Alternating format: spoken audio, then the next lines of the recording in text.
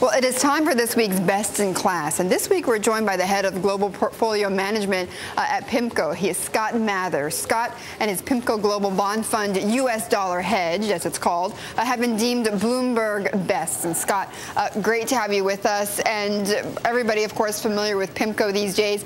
And Pimco has described this sort of environment of, this new normal, this lower growth environment, disinflationary pressures, perhaps. For your funds or funds itself, where do you see the most opportunities then? Well, we think as you described, the greatest opportunities are by focusing on those countries with the best debt dynamics, and also countries that are likely to have bond prices which are stable or going up because of low growth and low inflation. So right now that means focusing on countries like Germany and like Canada, and avoiding countries like most of peripheral Europe, where there are extreme challenges that are putting downward pressure on bond prices. Describe the challenges there. Well, the challenges are really tied to the stability of the debt dynamic. They've built up large Scott, describe debt dynamic. What do you mean by that?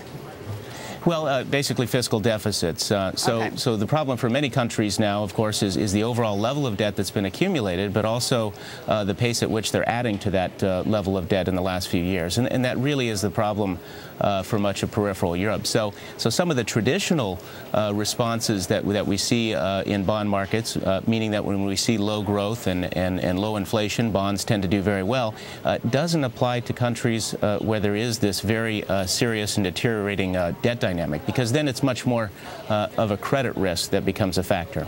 Okay. So Germany, you're more bullish on. I know Japan is somewhat a part of your holdings. I mean, are you bullish on Japan, or are you concerned about what is going on in that country? Well, we certainly do have some concerns about what is going on in Japan, and we actually don't have very much bond risk in Japan at the moment. It doesn't represent as much value as some of the other opportunities that we have. Okay. Of course, Japan's been suffering with low growth and deflation for many, many years, and so the bond market is basically priced for that. At the same time, it's one of the countries with one of the worst debt dynamics. So it has a very large stock of accumulated debt and very large deficits going forward for as far as the eye can see. So year by year, Japan is becoming much more of a credit risk. Okay. All right, Scott, we're going to have to leave it there, but appreciate your time with us. That was our Bloomberg Best in Class, Scott Mather, joining us from Pimco.